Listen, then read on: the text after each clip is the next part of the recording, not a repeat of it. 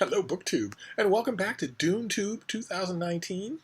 This is a reading event we're doing on BookTube. Me and a few other great BookTubers are doing a read-along of all of Frank Herbert's Dune books from July until December. We're doing a Dune book every month. And unlike my co-hosts, I am doing an actual read-along of these books in each month as well. They're all doing a video in roughly the third week of every month. Just about the book, but I'm doing read along because I have read these books so many times and love them so much. I couldn't imagine the idea of talking about them in just one video. So this month in August we have been reading Dune Messiah, the second book in the Dune Chronicles, the follow-up to Frank Herbert's award-winning and massively popular book Dune, and a book that is much shorter than any other Dune book, much shorter than Dune, and that caught a lot of Dune fans by surprise, because it's not only shorter, it's also in a completely different register. It's darker, it's more cynical, it's more ruminative, and it's less triumphant. The main character in Dune, Paul Atreides, is the son of a noble house that is betrayed and destroyed, and he survives with his mother by fleeing into the desert and throwing himself upon the mercy of the wild men, the wild people of the planet Dune, the Fremen, who live in deep desert communities and have their own laws, their own ways. They are incorruptible, or so we seem to think. They're perfectly honest people. And Paul and Jessica come to know their ways intimately and shape their ways. Because Jessica is an adept of the Bene Gesserit, a secret society of super nuns, and she has taught Paul everything. And in addition to that, Paul himself is odd, distinctly galaxy-shakingly odd. He is a weird being who is brought into fruition by his mother's overdose on the spice melange, which is found and produced only on Dune, and which lengthens life, deeply addicts it's the people who take it, and also increases prescience in some people. That this is the key reason why it's so popular in this galactic imperium that Paul takes control of at the end of Dune. The reason why spice is so popular is because the Spacing Guild, which runs the spaceships that move people and commerce and weapons between planets and makes an intergalactic empire possible, the Spacing Guild needs spice in order to navigate their starships through space. If they didn't have that, then humans would be stuck with mechanical navigation and they wouldn't be any empire. And so the Guild zealously guards the source of that spice. And the Guild uses a variation of prescience to do that.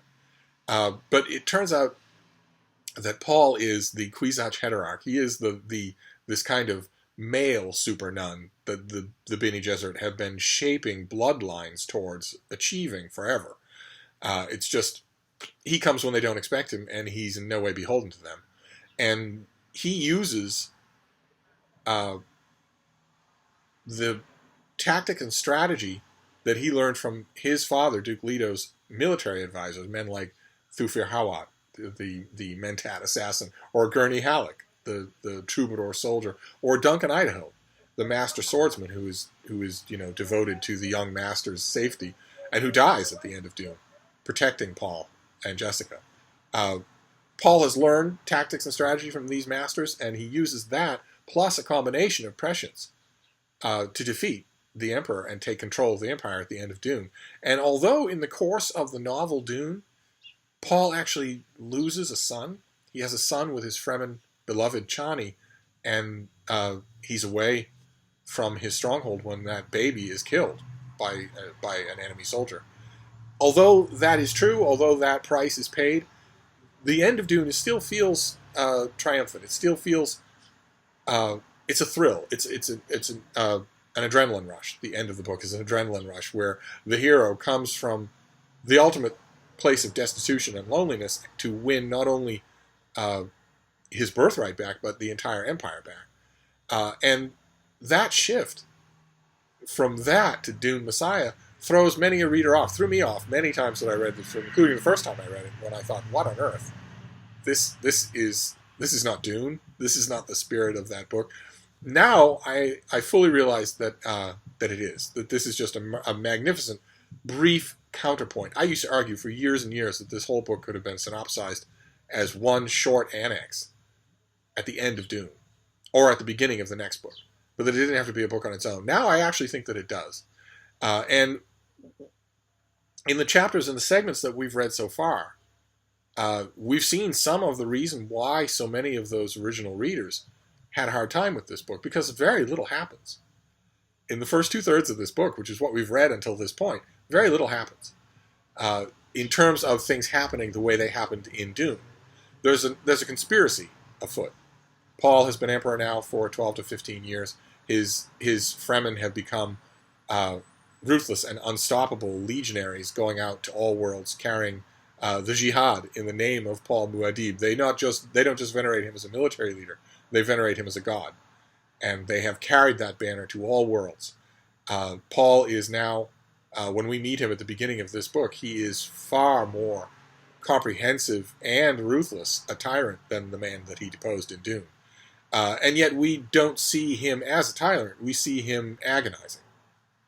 This is very much a palace view of things. We get a strong impression throughout this book, and little hints dropped here and there, that if you were to go to an outlying world in Paul's Imperium,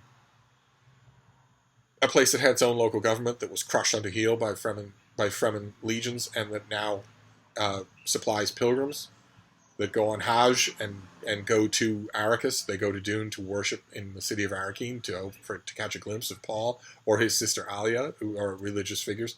We get a very strong impression that if you were to go to one of those outside worlds and write a history, it would be a history of tyranny. It would be a history of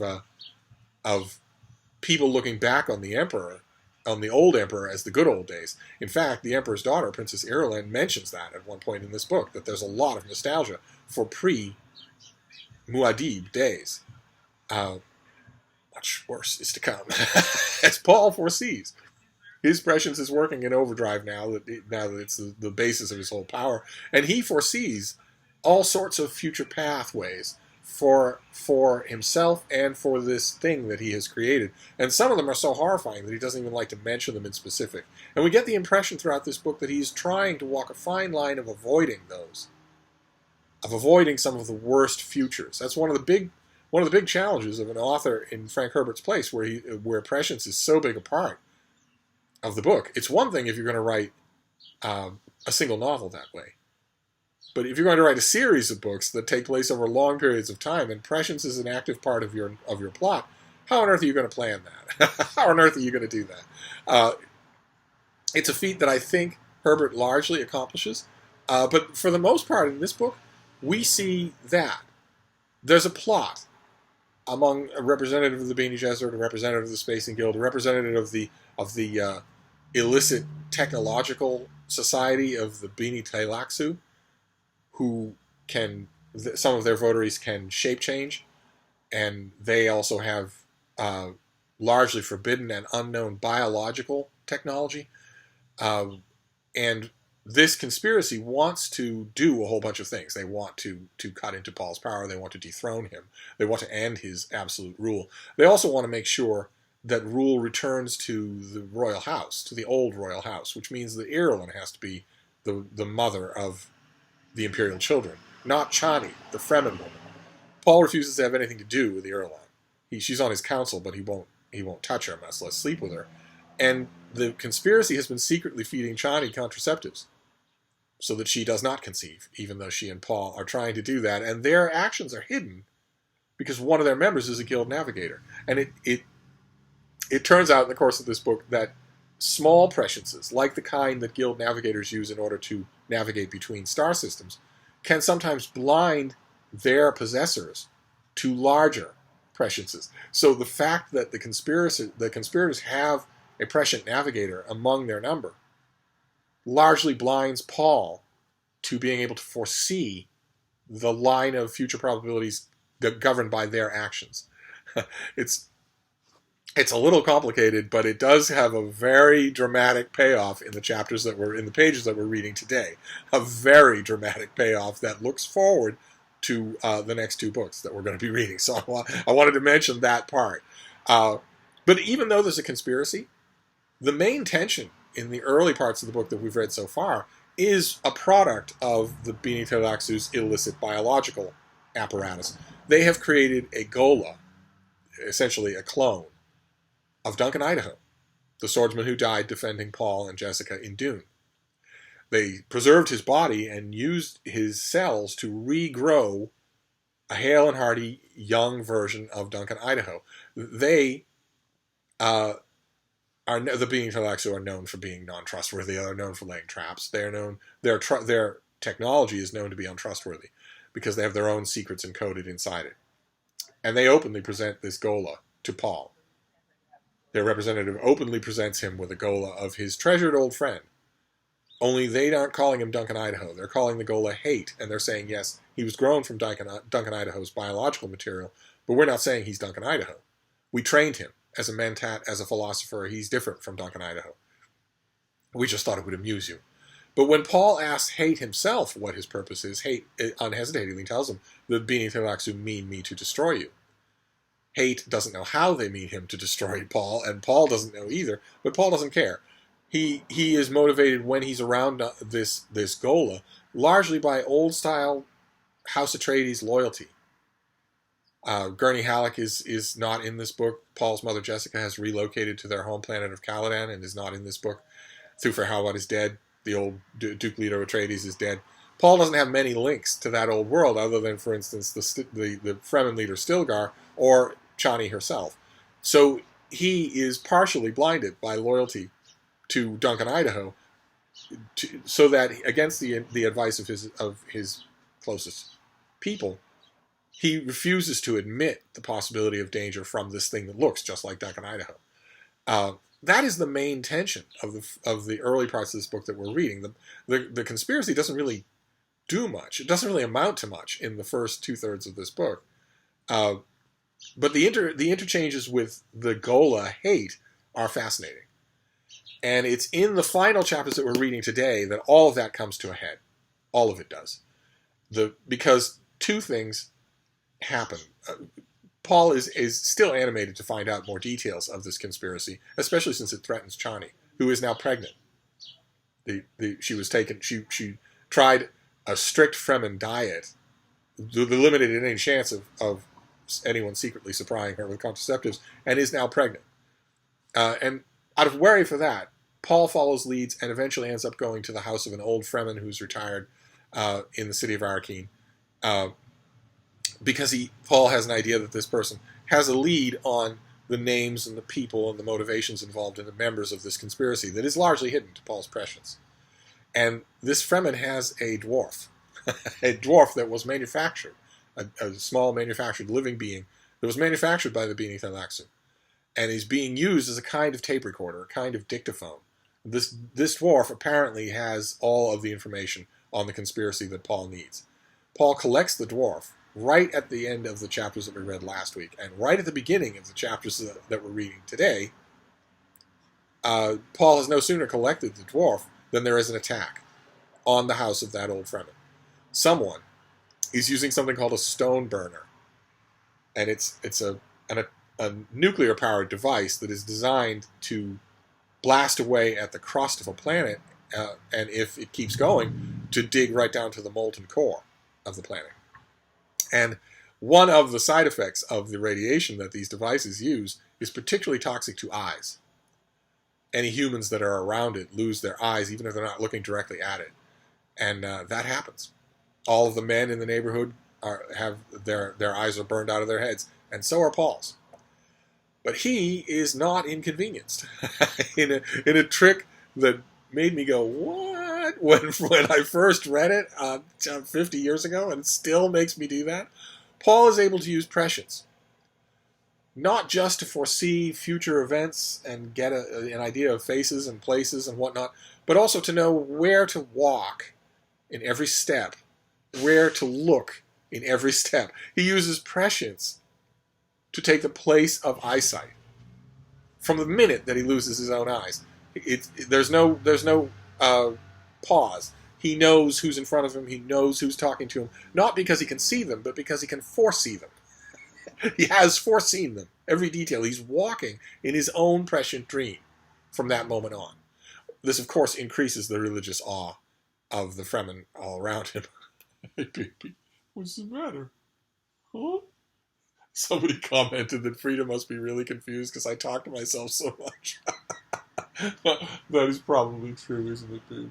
Oh. Oh. I reminded that person that my muscular teenagers don't really believe any of you exist either. They also think I'm talking to myself. But anyway, that is a huge development.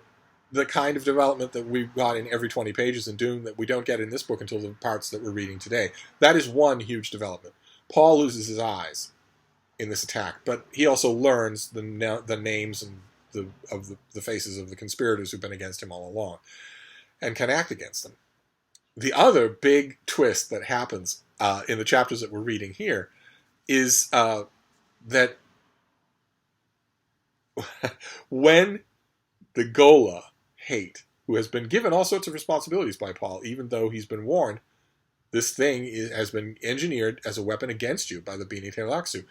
Paul entrusts the Gola with interrogating the dwarf, who is also a product of the Bene Tleilaxu. And in the course of that interrogation, the dwarf starts humming. And suddenly, the Gola Hate realizes that he has no control over his body, that he's sweating profusely. The dwarf reveals to him, you do have a hidden command buried inside you. And a certain phrase that Paul is going to say in a little while is going to trigger that purpose, and you are going to kill him. Do whatever it takes to be near him when that happens, and when you hear these words, that will trigger you to kill him. And also, well, keep in mind, the dwarf is humming this whole time, while Hate is horrified. He has come to feel a great deal of affection for Paul. He's horrified at being used as a tool by anyone. The dwarf tells him, in addition to all that, when I stop humming, you will forget that we had this conversation. And it happens that way. And so we, as readers, are on the edge of our seat suddenly in a book that very much does not produce that reaction. It produces lots of other reactions, but at no point in this book are you on the edge of your seat. But now suddenly you are. You're on the edge of your seat wondering what's going to happen when Paul says those words. And the words involve a tragedy that happens at the end of this book. I'm assuming that if you've been doing read-along for 4 weeks, then I don't have to worry about spoiling the ending for you. You should probably know ahead of time that if I'm going to be talking about the end of this book, I'm going to have to talk about revelations at the end of this book. So if you don't want to hear those, you know better than to watch the fourth part of a read-along. Chani is pregnant, and Chani is confused. Why Paul keeps, when he talks about her, when they have these intimate, charming moments, personal moments together with each other, she's a little confused why Paul keeps mentioning her baby, singular, when her doctors have told her that she's carrying twins, and when she just assumes that Paul must know that since he knows everything. His prescience is so complete, he must know that his wife is carrying twins, not one child. But the combination of the contraceptives that she had been given for so long and the nature of this pregnancy make it lethal to her. And Paul has foreseen that. We've known for dozens and dozens of pages that he knows that Chani's death is coming up. That's another problem with having a character whose prescient is, what is the nature of tragedy or surprise, if the character can foresee everything. And the trigger line for the Gola to enact this deadly impulse against its own will is Paul saying that Chani is dead. Is Paul conferring with Hate that Chani is dead. And when he says that to the Gola, suddenly a red haze envelops the Gola's eyes, and suddenly he is compelled to kill Paul Atreides. And he doesn't. He doesn't. In the crisis of that moment, the last of Duncan Idaho's true memories are awakened. Suddenly, the one limit on the Bene Tleilaxu's Gola process is removed. It turns out there is a trigger, there is a trauma great enough to bring the person entirely back to themselves, so they are not a Gola, they are a recreation of that same person. They can override the programming that the Bene Tleilaxu put inside them. Even the Bene Tleilaxu did not know that. Even they did not know that was possible. They merely thought it might be. So they decided to gamble, and it turns out that it's true. That all of a sudden they now possess the knowledge to make a completely accurate Gola, a completely perfect replicant of a person. Suddenly, in that moment, hate becomes Duncan Idaho. And that is the big payoff of the hate storyline. And then there's a very tense moment at the end of the book, at the very end of the book, involving Paul going to the nursery. He is temporarily, legitimately blind. His visions are failing him. His prescience for step-by-step, moment-by-moment sight is failing him. But he wants to see Johnny's body. He wants to say goodbye to the love of his life. And when he gets there, he is shocked to learn that there are 2 babies, not 1. His vision foresaw a daughter, but he has a daughter and a son. And because of the nature of Dune Messiah, because of the nature of this narrative, of course Frank Herbert can't get too heavy-handed about that, but the fact that the most prescient person, that the Kwisatz Haderach himself, did not foresee his son, is directly connected to the thing that I was talking about how other presciences can blind other presciences. There's a whole line that Paul does not foresee. He does not foresee his son. And there's a great scene where the 2 actually communicate. And so Dune Messiah ends with the kind of knife's breadth action that typified so much of Dune and that has been so absent from this book. The final coda, the last thing, is that, of course, Paul, like I mentioned, Paul and his mother became Fremen. They totally embraced the Fremen philosophy of life, the philosophy of the deep desert living. And one of the main tenets of Fremen living is no deadweight. The tribe doesn't carry deadweight. No blind people, in other words. Blind people are expected to walk into the desert and give their water to the sand. And Paul is now blind. His prescience has failed him in the climax of the book. And in the coda, at the end, he walks off into the desert and leaves Alia in charge of the Empire with Duncan Idaho at her side, a fully restored Duncan Idaho at her side. And that is the end of Dune Messiah. So even although there's suddenly an uptick in tempo and suddenly things happen in this last quarter that we're reading, the ending is very much in the same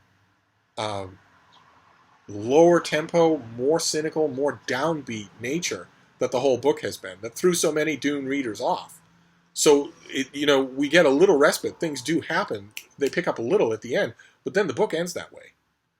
The book ends on a very downcast note, a note of caution and defeat. And I'm wondering, therefore, what you made of it. Now that we're finished with Dune Messiah, what did you make of it? A lot of you were reading this book for the first time. This is not the first time for me, nor the 5th time. And every time I read this, I get more out of it and change my way of thinking about it. And I'm wondering, what that process is like if you haven't read it many times. If you're just coming to this straight from Dune, what did you make of this? A totally different tone and atmosphere. I think every bit as convincing, but not nearly as satisfying. I think that's the whole point, is that there's a subtlety to this book, a cynicism that is fascinating, involving, but not satisfying in the way that a rousing heroic tale is. And I'm wondering if you felt the same way. So, we're done with Dune Messiah now, so let me know all that you think about this. And we are just going to move straight on. My colleagues in DuneTube will do their Dune Messiah videos, and then they will move on as well, but we're going to continue with a read-along of the Dune series. So I'm not just going to make one video in September. Instead, in September, we're going to read Children of Dune. These are the new Ace mass market paperbacks. They're slightly the prestige size mass market paperbacks that Ace sent me the whole bunch of them, and so I'm of course using them. They didn't send them because of this read-along, but the timing was so perfect that I'm not going to resist. So I'm going to give these things a read-along in great company, which is lots of fun. And we're going to read Children of Dune in September, once a week. Children of Dune is about 600 pages long, so we're going to read 150 pages a week. So in this Ace paperback, that will take us to the chapter that starts with shortly after noon, when most of the pilgrims had wandered off to refresh themselves in whatever cooling shade and source of libation they could find, the preacher entered the great square below Alia's temple.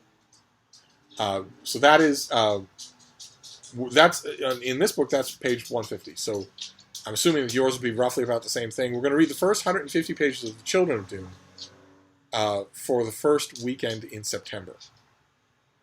So we're just gonna barrel ahead. Those of you who have read Dune in this read along and then read Children of Dune and maybe noticed the gigantic tonal difference that I'm talking about in Dune Messiah, will notice right away what Dune fans have been noticing for 50 years, which is that the grander, more action oriented and more fast paced tone and tempo of Dune is brought back completely in Children of Dune. That's why people will often say the standard refrain on Dune books is Dune is great, Dune Messiah stinks, Children of Dune is much better, and then all the others stink. I don't agree with that at all, at all. But nevertheless, that reflects the realization, that reflects the fact that Dune and Children of Dune read very much alike. So if you were reading Dune Messiah for this read-along and thinking, well, okay, I see what a lot of the comments are saying, that this is very interesting in a philosophical way or a socio-economic way,